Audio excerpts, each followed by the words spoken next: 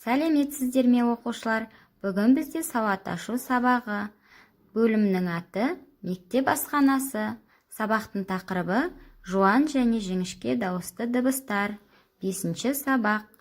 Сабақтың мақсаты сөздегі дыбыс түрлерін, яғни дауысты, дауыссыз, жуан және жіңішке екенін ажырату және дұрыс дыбыстау.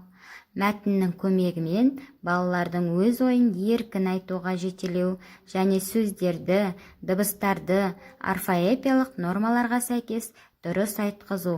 Балалар, сабағымызды бастамас бұрын мына бейнематериалға назар аударайық. Дана, сен не істеп отырсың? Үй жануарларын бөлек, аңдарды бөлек, заттарды бөлек жинап отырмын. Алдымен дауысты дыбыстарды еске түсірші. А, ә, е, о, ө, о, ö, а, йо, и, ю, я. Өте жақсы. Ал сен дауысты дыбыстар нешеге бөлінетінін білесің бе? Иә. Олар жуан және жіңішке болады. Солай ма? Иә, дұрыс айтасың. Дауысты дыбыстар тілдің қатысына қарай жуан, жіңішке болып бөлінеді. Енді мына суреттерге оралайық. Дана, сен білесің бе? Дауысты дыбыстардан басталатын сөздерді бір бөлек, дауыссыздардан басталатын сөздерді бір бөлек бөліп қоюға болады. Осылай да бөлуге болады екен ғой. Жақсы, мына бағанда дауысты дыбыстан басталатын сөздер тұр. Үкі, ұшақ, арыстан, орындық. Ал мына жақта дауыссыз дыбыстан басталатын сөздер тұр. Бұзау, құлын, сандық, түлкі, піл, кірпі. Дауысты дыбыстарды ішіңдегі ауа таусылғанша соза беруге болады. Қане дыбыстайық. А, ә, о, ө, о, ү, о, ү. Әндетіп айтуға да болады.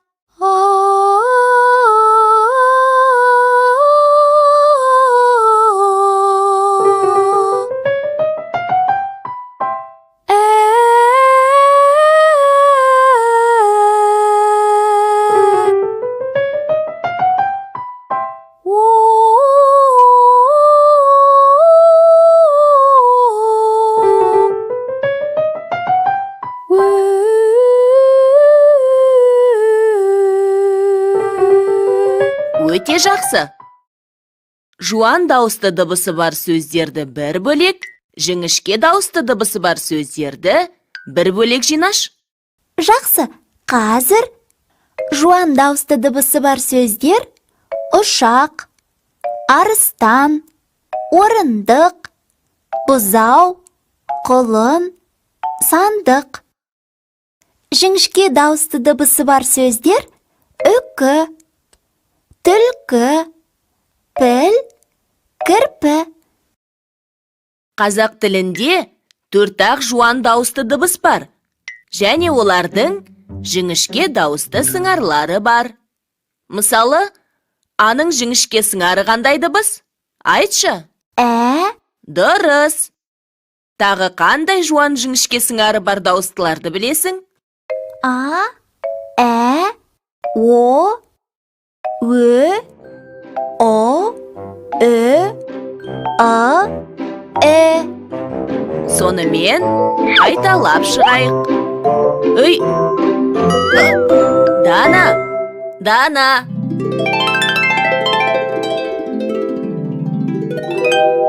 Қайталайық. Жуан және жіңішке жұп дауыстылар. Дауысты дыбыс тілдің қатысына қарай жуан және жіңішке болып екіге бөлінеді. Қазақ тілінде 4 жуан дауысты дыбыс бар.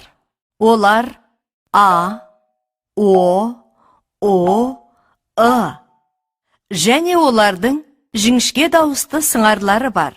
Олар ә, ө, ә. Мысалы, жуан дауысты дыбыстары бар сөздер: арыстан, орындық, ұшақ, ыдыс. Жіңішке дауысты дыбыстары бар сөздер: әтеш, өшіргіш, үкі, ілгіш. Жақсы балалар, біз жаңа ғана сіздермен дауысты дыбыстардың түрлерін еске түсіріп алдық. Ендеше балалар, мәтін бойынша жұмыс жасап көрейік. Сендер мына берілген суретке қарайсыңдар, ал мен мәтінді жақсылап оқып шығамын. Тыңдаймыз. Мынау мектеп асханасы. Асхана кең, жарық, әрі таза. Біз 3-ші сабақтан кейін асханаға тамақ ішуге барамыз. Аспазшылардың пісірген тамақтары өте дәмді. Мен сорпа ішемін, не ботқа жеймін. Шаймен, немесе шырынмен тәтті тоқаш жегенді ұнатамын. Тамақ ішер алдында қолымызды жуып, бір-бірімізге ас болсын дейміз. Балалар, сендерге мәтін түсінікті болды ма? Олай болса, осы мәтін бойынша өз ойымызды бөлісіп көрейік.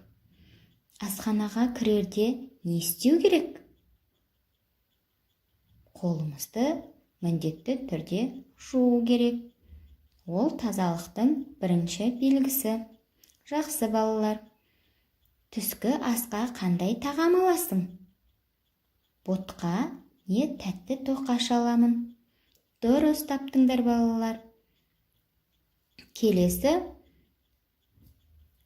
бізде сурет бойынша өз ойларын бірінші сөйлеміндегі сөздерден дауысты дыбысты табайық.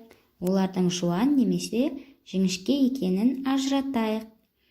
Мынау және а қандай дыбыстар балалар? Дұрыс, дауысты дыбыстар және жуан екен. Дұрыс айтасыңдар балалар. Екінші сөз мектеп. Мектеп дегенде дауысты дыбыстар дауысты әрі жіңішке екен. Келесі сөз асханасы. Дауысты және жуан дыбыстар екен. Жарайсыңдар балалар.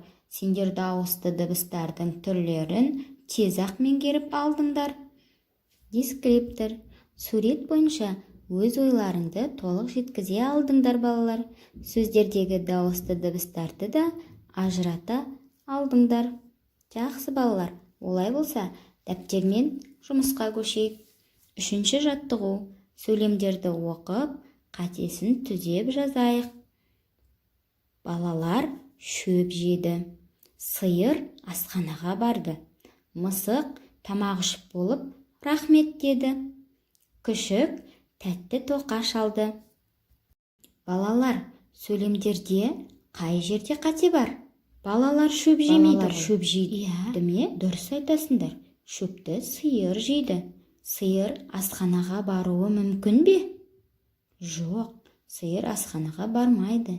Балалар барады асханаға. Мысық тамақ ішіп болып рахмет дейді ме? Балалар, мысық сөйлеуші ме еді? Жоқ, мысық сөйлей алмайды. Күшік тәтті тоқаш алды дейді. Балалар, күшік тәтті тоқаш алуы мүмкін бе? Жоқ, дұрыс айтасыңдар балалар.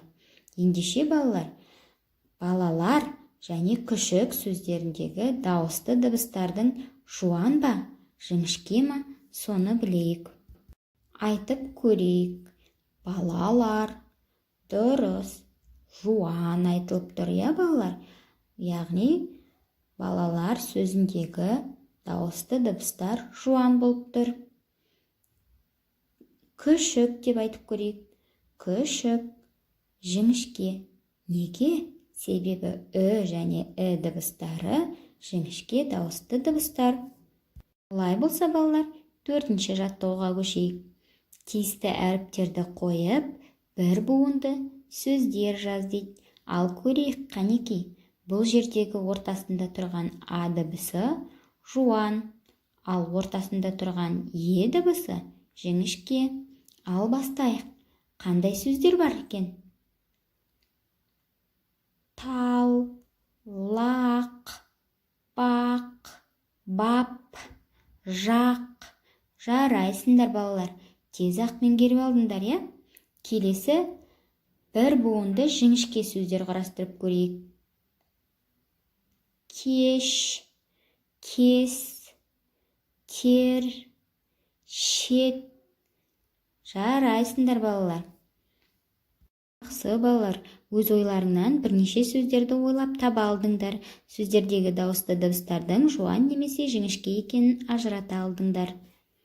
Рахмет балалар, бүгін біз өз мақсатымызға жете алдық. Яғни сабақтың мақсаты бізде дауысты, дауыссыз, жуан және жіңішке дауысты дыбыстарды ажырата білу еді. Сонымен қатар дұрыс дыбыстауға үйрендік.